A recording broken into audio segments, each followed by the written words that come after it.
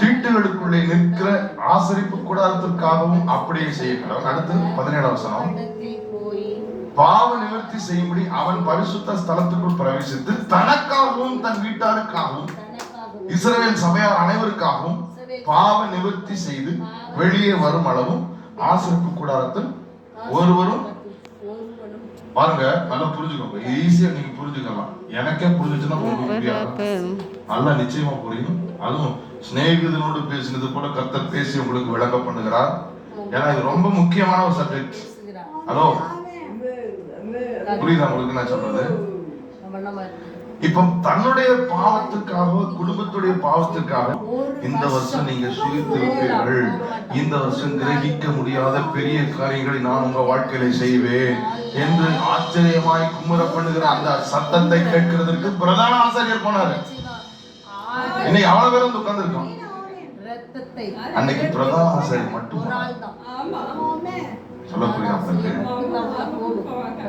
இன்னைக்கு வெள்ளாட்டுக்கடா இளங்காலை இரத்தத்தோட அல்ல, தன்னுடைய சொந்த ரத்தத்தினாலே ஒரே தரம் பிரவேசித்து நமக்கு எல்லாருக்கும் நிச்சயம்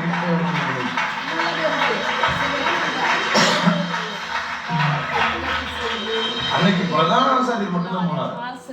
இன்னைக்கு நம்முடைய பிரதான ஆசாரியர் அவருடைய ரத்தத்தை அவரே பலியாகி தன்னுடைய மாம்சத்திரையை கிழிக்க ஒப்பு கொடுத்து அவருடைய ரத்தத்தை எடுத்துக்கொண்டு கையினால் செய்யப்பட்ட ஆசரிப்பு கூடாரத்திற்குள் அல்ல, கர்த்தர் செய்த அந்த மகா பரிசுத்த ஸ்தலமான பரலோகத்திற்குள்ளே பிரவேசித்து நமக்காக வேண்டுதல் செய்யும்படி அவர் போய் உட்கார்ந்து நமக்காக நிரந்தரமான ஒரு மீட்பை உண்டு பண்ணி எப்பனாலும் நம்ம இணக்கம் பெற ஏற்ற சமயத்தில் சகாயம் செய்து தைரியமாய் திருவாசனத்தை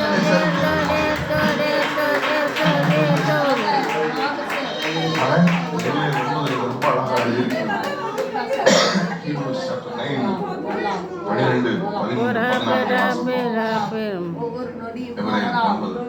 வெள்ளாட்டுக்கடா இளங்காலை இவைகளுடைய ரத்தத்தினால் அல்ல, தம்முடைய சொந்த ரத்தத்தினாலும் ஒரே தரம் மகா பரிசுத்த ஸ்தலத்தில் பிரவேசித்து நித்திய மீட்பை நித்திய மீட்பை